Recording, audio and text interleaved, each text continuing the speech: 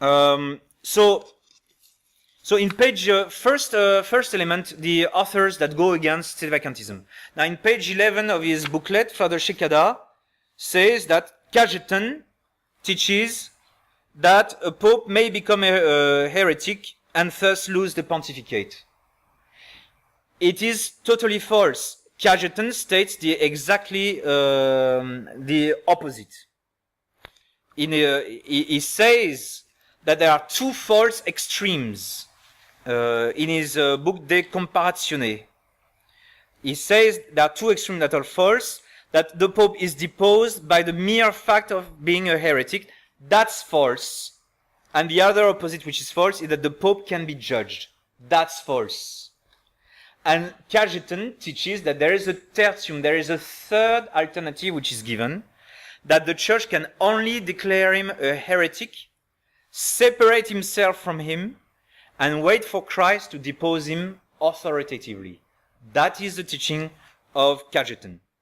And now, Bellarmine is the main author that the Sedevacantists are quoting in their favor. Bellarmine says that Cajetan is wrong, because Cajetan teaches that. So Bellarmine read Cajetan and understood Cajetan the way like everybody understands Cajetan, that Cajetan says that the Pope keeps his office in case of public heresy. That's the teaching of Cajetan, and this is why we read when we open Cajetan. And so Father Shekada cannot say that Cajetan is on his side. But he feels compelled to pull him into a list of theologians. Nobody knows what Torquemada says, and he throws him in a list so that the list looks more authoritative. But it is misleading people. So if Father Shekada agrees with Bellarmine, let him agree all the way to realizing that Cajetan does not agree with the theory of automatic loss of office. Is this point very clear? So Cajetan is the first, and then Cajetan is the first of a line of authors, mostly Dominicans, who are going to explain why there is no automatic loss of office and what is to be done. Because Dominicans don't like heresies usually. You know, they are the dogs of the Lord, you know, Dominicanes. They are the dogs of the Lord. So it's an order which is designed against heresy. So they are not going to be tender towards heresy. But we cannot go beyond what is. So because Bellarmine attacked Cajetan, then the Dominican order replied with his biggest gun at the time, which was John of St. Thomas. And he went at great length on this question. You know, I made a very poor translation, which is on Casinfo, so it's probably very faulty. If you read French, please read the translation of Father Pierre-Marie, which is very accurate. Now, all of us agree, anybody who reads John of St. Thomas, see that John of St. Thomas picks up the disagreement of Bellarmine with Cajetan, and he sides with Cajetan. And he goes at great length. And he says the Pope does not seize, in paragraph 26, it's in the De Auctoritate Summi Pontificis, about the authority of the Holy Father, third disputation, article 2, and on number 26 it says, the Pope does not cease to be the Pope before any ecclesiastical sentence by the fact of heresy itself. It's the opposite of Sedevacantism. Sedevacantists cannot say that John of St. Thomas agrees with them. I bumped into Sedevacantists saying John of St. Thomas agrees with us. No! John of St. Thomas precisely says the opposite, and he explains it at length. Why it is such a case? It's surprising, maybe to you Sedevacantists, but he explains it at length in his 12 pages. And the Pope doesn't lose his office, and before he is proposed to be avoided. So, His position hinges on 2 points. The position of John St. Thomas, that the Church has a right to separate itself from a heretical pope in virtue of divine right. That is, in Scripture or divine right, there is one duty when you face heresy, is separation. That's true. If you see heresy, you pull out. You don't salute him, you don't eat with him. That's in St. John. That's all over Scripture. You have to separate from heretics because they will infect you if you keep united with them. And as a result, the Church also has all the means to effect that separation. You see where I'm coming? There is, in general, you have to separate from any heretic whatsoever. And then because the Church has that duty from God, it is granted by heaven the means also to effect that separation. And secondly, John of St. Thomas says, the Pope draws his power immediately from Christ. Only Christ can strip the Pope from his power authoritatively. That is, the conjunction of this man with the papacy is done by Christ. The designation only is done by the College of Cardinals. It's different from any other episcopacy because the Roman See is on the top. That ensures the solidity and the link of all the parts of the Church to its head. And that's why Christ made the power of the papacy so different and so eminent over the power of the other bishops. When you read canon law, when you see the amount of powers that the Pope has, it's a completely different office from the office of a bishop, even if the Bishop of Rome is the Pope. So we more or less agree with the Sedevacantist on number 1, this duty of separating. But total separation is not enough for a Sedevacantist. For a Sedevacantist, to go in a safe place and to separate from the Pope, from his canon law, from his new Mass, and from his Council of Vatican II is not enough. A Sedevacantist needs to go further. He needs to depose the man, even if we are separate de facto from Pope Francis. The Novus Ordo, the liberals are arguing, you put his name in your Mass, but you live as if he did not exist. My reply is yes. Practically, I live as I don't take any account of what he is doing. So when he canonizes Padre Pio, I know Padre Pio is a saint, but I call Padre Pio Padre Pio. I won't call him Saint Padre Pio, because the decree of canonization of Padre Pio it emanates from a pope from which I separate myself. Do you understand? He keeps his office, but I am separate from him. I'm separate from his action because he's a heretic. Anything heretical leads to this obligation by divine right of separation. But that separation, you understand, that separation is not enough for a Sedevacantist. They need to go further, and they need to take him down from his throne. And John of St. Thomas says, no, that's not the thing that should be done. Father Riou is trying to argue, to the Sedevacantist, but why don't you calm down? Since we believe that he goes to hell with his hat on, and you believe he goes to hell without his hat on.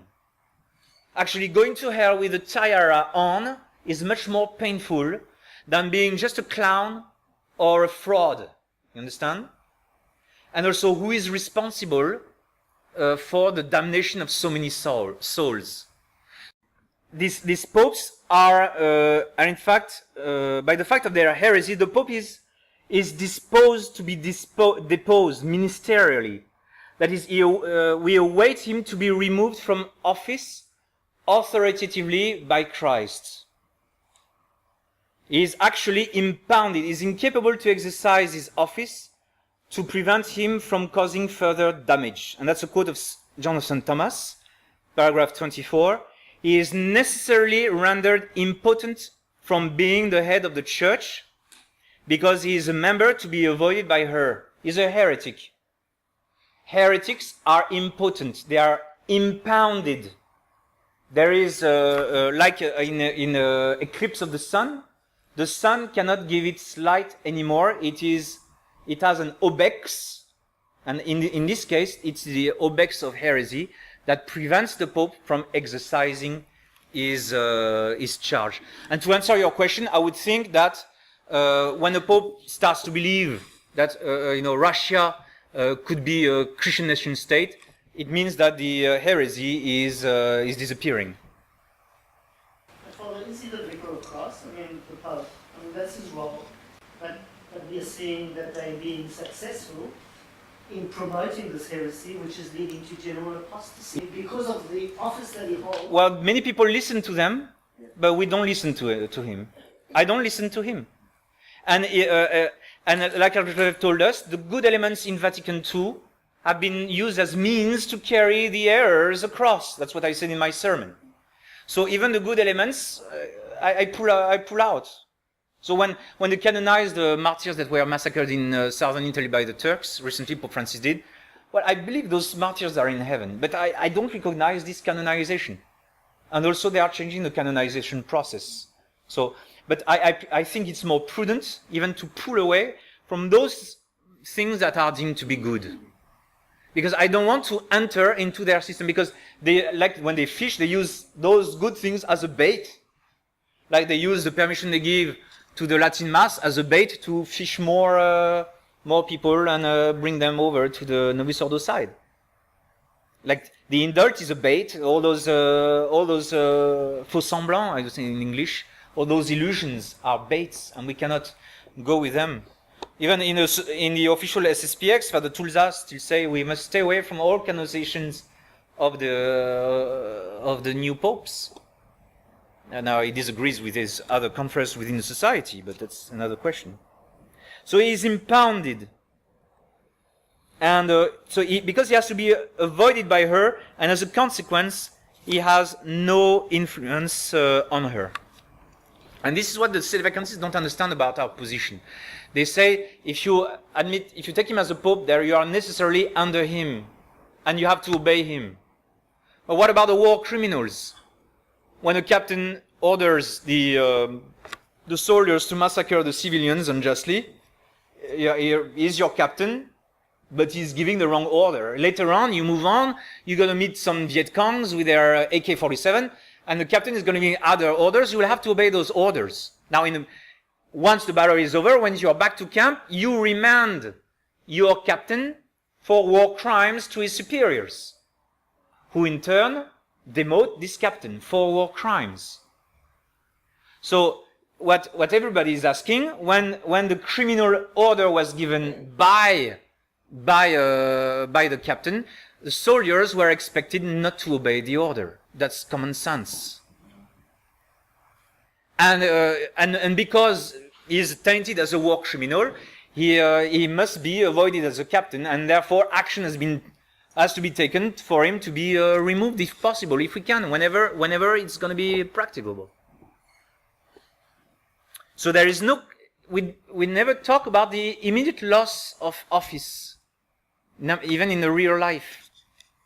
No, it doesn't take place immediately. And it's normal because we are under law. That is, when a crime is committed, it must be judged. It must be known. That's a big problem. Now, if I grant that he loses office immediately, who is going to let us know? Who is going to let know the rest of the church? Yes. Father, to address Renaud's question. Yes. Saint Robert Bellarmine, whom the Sedevacantists use. Yes. He talks about resisting the Pope, who wants to destroy the church even willfully. Yes. He says we have a duty Yes. to resist Yes. the Pope, even the Pope who wants willfully by his action wants to destroy the church. I deal with that problem later on with the quotes that they give, because the quotes that they give either go on probability or they talk about the resistance, and maybe that's the reason why they never quote Suarez. And then they also, even Cumex talks about the necessity of having a judgment of the clergy of Rome over the Pope. So there is a mixture, even the quotes that the Sedevacantists are giving hint to the fact that, there should be a judgment. John Lane, the Sedevacantist says, no, they lose ipso facto divine right, that's it. So there's a contradiction, even within those quotes that agree with Sedevacantism. in our position, we are not judging his private motivations. What we have is a case of public heresy. He's a public heretic, so what do? The private intentions and his desire to destroy the church, well, we'll find out later. Like, Father Kramer says the evidence of the sodomy of Paul VI is overwhelming. Overwhelming. Father Kramer even claims that he knows one witness who was proposed in 1959 by Cardinal Montini. So that's on the matter of the wickedness of this man, Paul VI. But we cannot make it the mainstay of our argument. But, I pick up what you say on Bellarmine, yes, that he is to be resisted. And that contradicts the theory of the Sedevacantist. They reproach us to be recognize and resist. Yeah. I don't know why the Sedevacantists never use Suarez. I don't know why. They are not quoting him for some reason. I would like to see the text of Suarez.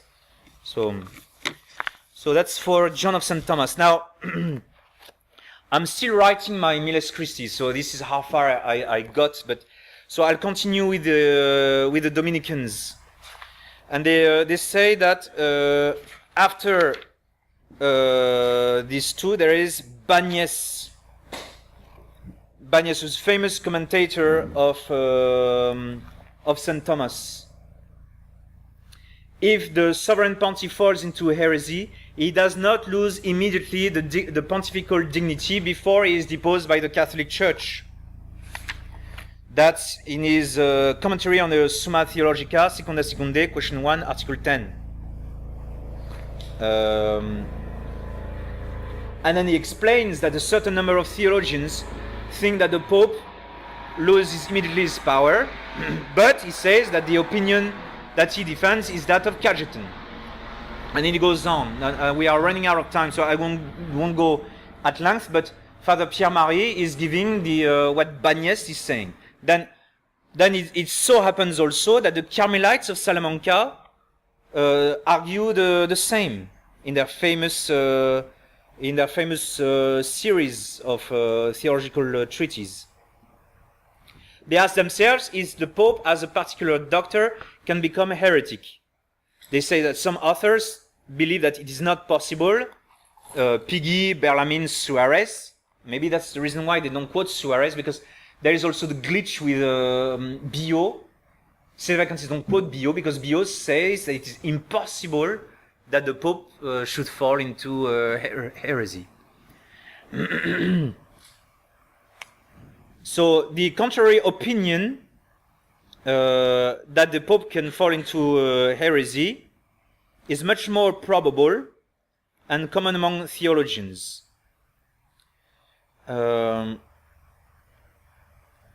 So because the Church can depose the pontiff from its dignity, as shows Cajetan in his treatise on the authority of the Pope, and Melchior Cano in his book De Locis Theologicis. But this power to depose is not vain in the Church, and it cannot be reduced to the act, it cannot be put into act only if the pontiff errs on faith. So this error must be found in the Pope as a particular person. So they are arguing that the Pope loses Cano, Cajetan, and the Carmelites of Salamanca. They argue that if the Pope is deposed, it will have to be done by a certain judgment. The reason why is that a judgment is what enables us to know and what pronounces the person as a heretic. And let us know, let know the rest of the Catholic Church that this is what happened, and because of this, he is deposed.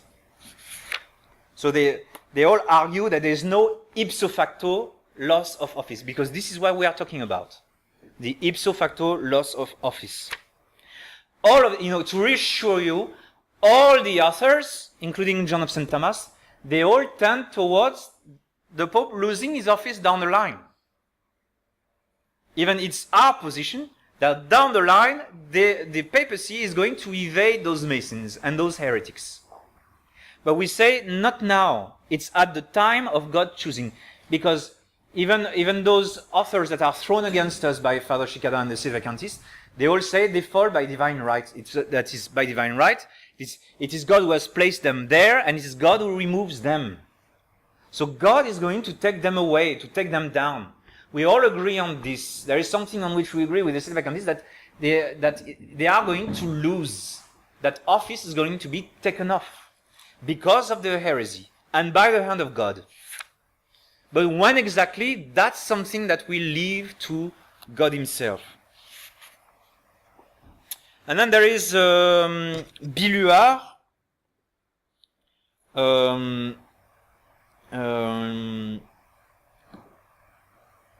Billuart says that the fact that one is constituted the head, it's much more complicated, the argument of Billuart. I don't want to go in a big length, but hopefully this will be translated in English. But Billuart really maintains that a head of the church remains, and so that the church can still operate despite this head of the church being infected by heresy.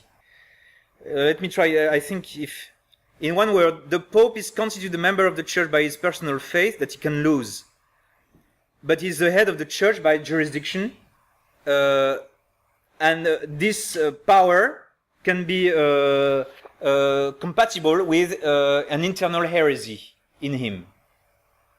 So Billuart is arguing on the difference between the fact that your personal faith makes you a member of the church, but the Pope, he receives the controls of the church. That remains. He's been severed in the faith, yes, but he remains sitting on that seat and with all the controls of the church, which was the ambition of the Freemasons, and they have succeeded into it. The thing is that all these theologians argue indeed that the office sticks very much. We shall see with scripture, with the case of Caiaphas, the office really sticks, and it comes from Christ. Then Father Pierre-Marie argues about St. Alphonsus of Liguori.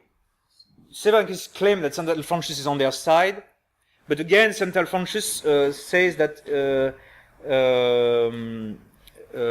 a judgment has to take place. There is no automatic things. And then there is Garrigou-Lagrange. Garrigou-Lagrange is the last big theologian before Vatican II. And he's a very renowned theologian, and then he wrote many books. And he saw also the crisis of the church coming. And Bellarmine, I translate you it's in the De Christo Salvatore, page 232.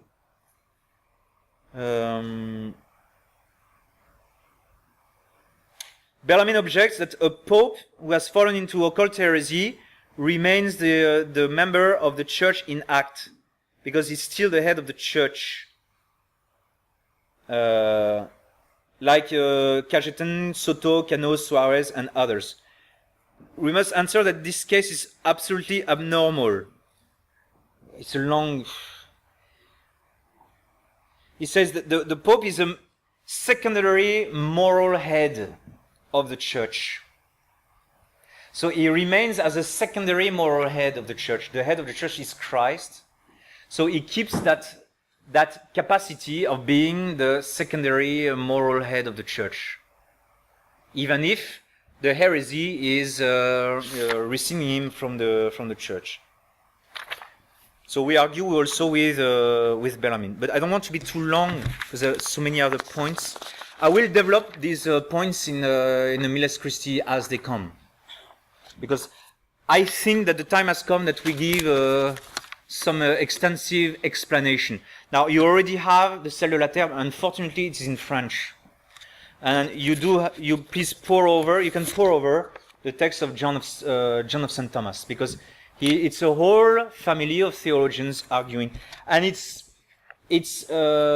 much more substantiated than the opposite thesis. That is, they go much more into profound explanations than those authors who lean towards Sedevacantism. I read Rohrbacher. a huge. I had a time when I was a seminarian. I read it all, and anytime Rohrbacher bumps into Liberius and Honorius, he says no, they didn't fall into heresy.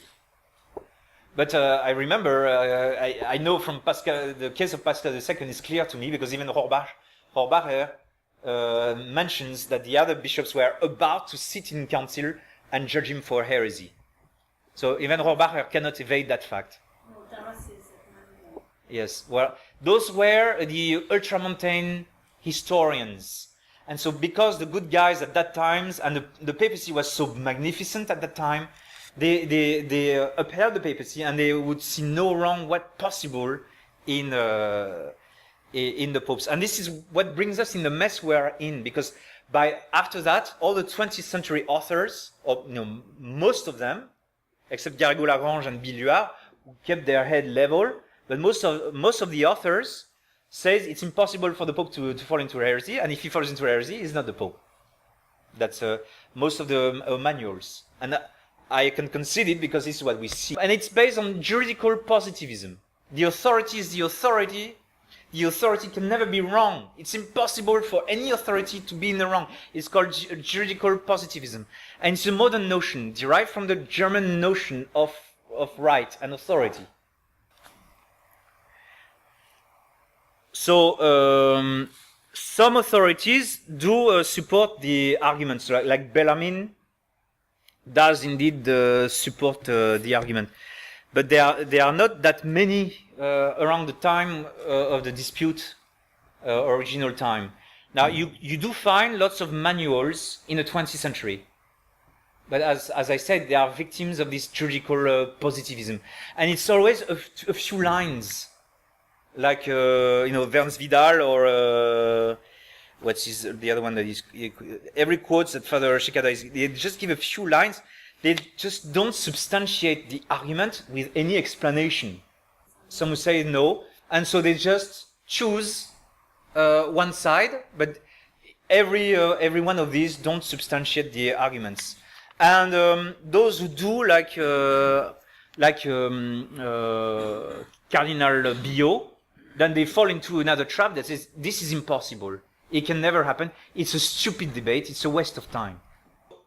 Those who argue in favor of Sedevacantism, or who are used by Sedevacantists to support their thesis, always argue under the sentence of opinion. It's always an opinion, never a matter of obligation. And there is also some bad faith. For instance, Father Shekada says Vatican I and Serapius Iragi. He puts the two together. And when you read the quote of Vatican I says, what would be said if the Roman Pontiff were to become a heretic?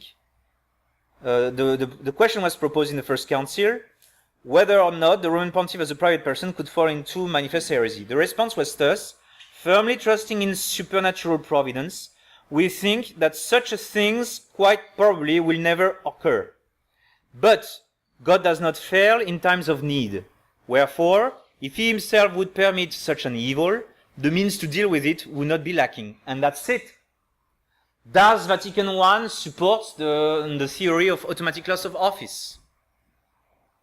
From this quote? No. It does not. So, Father Shekada is giving authors that do not support. So, those he gives are under the seal of probability, and the other ones do not, are misquotations of authors. And the most famous, the one that strikes me the most is Prumer. Prumer says, various authors have worked out different answers as to how he would then be deprived of his power. None of these answers, nevertheless, exceeds the limits of probability. That is, it is a very intricate question. Many authors have discussed about it, but we are all swimming in an ocean of probability and guesses. It's a key problem with Sedevacantism. They have to be of bad faith. They have to use those quotes. They put those quotes, and those quotes insist that it is just a probable dispute. It's a probable opinion.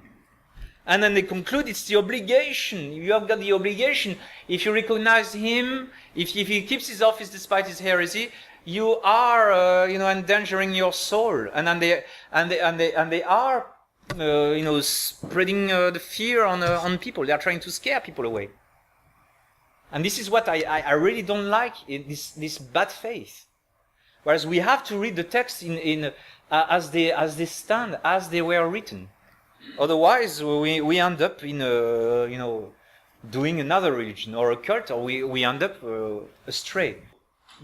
Prumer replies, it's all it's taught under the note of probability. That is, when a theologian says something, he says this is probable or more probable, or it is certain, or it is de fide, or de fide definita, or de fide revelata. So every theological sentence comes with its qualification. Now, the qualification of this debate is all in the probable realm. We are only in the probable realm. It's not a realm of obligation. It does not breed an obligation. It's that these authors lean towards that answer, yes. But they say the contrary. When you say something is probable, it means that the opposite opinion can also happen. Well, I want to move on to the next, if you allow me, because otherwise it's already about 10.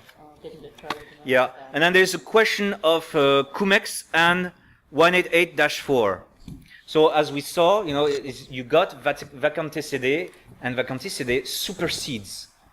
And these two documents clearly ensure that even a cardinal who labors under the censure, including of heresy, can be validly elected. And his election stands. That's a problem.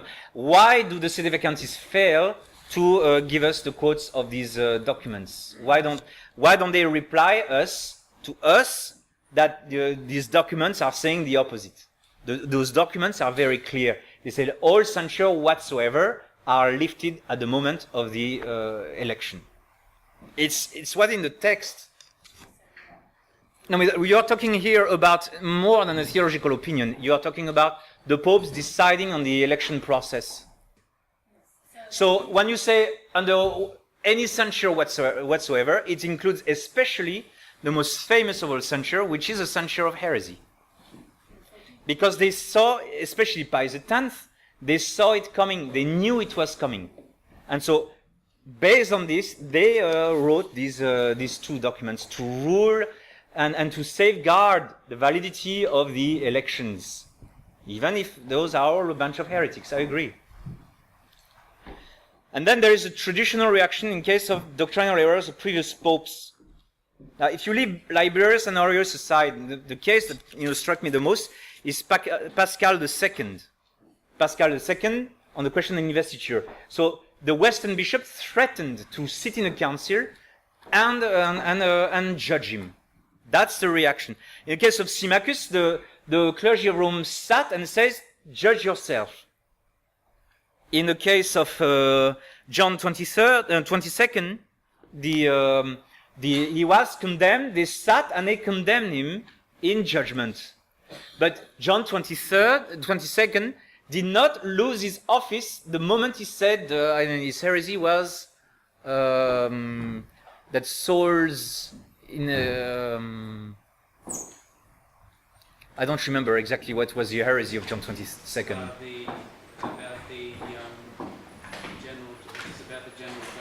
Judgment on some souls going to heaven. I don't remember exactly what was his. Something to do with the private judgment or the general judgment. Yeah, but he did not lose his office immediately. And then, famous case of Savonarola. Savonarola says Alexander VI is a heretic, therefore he's not the Pope because he's a heretic. Everybody around Savonarola replies, no, he remains a Pope until he is proven so by a sitting council, by a declaration. Darras says the contrary. Darras says the contrary. Well, Darras, again, Says that he's not opposed foreign to a heresy, but we have the contrary, we have the historical fact that Savonarola accused Alexander VI to be a non-pope because of heresy, and we have the historical fact that everybody else replied, no, you have to wait for him to have a judgment. And there was a Dominican wrote an entire book about this question. I read Rohrbacher myself entirely from end to end, okay? What about Darras? Darras, it's 45 volumes. But these are ultramontane authors. You got to understand that they thought they were doing right by blotting all the weaknesses and lapses of the popes, because they thought that it was more secure to do that, to fight the Protestants and to fight the liberals of their time. You understand? Whereas history says otherwise on this precise issue. Otherwise, those are great authors with a great spirit.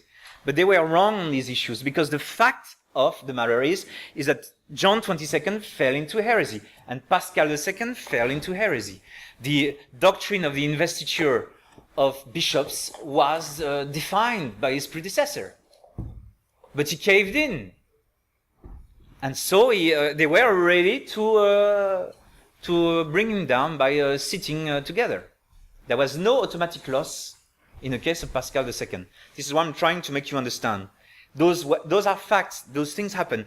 Now, if a Sedevacantist wants to go against this, then let him prove us that Pascal II did not cave him.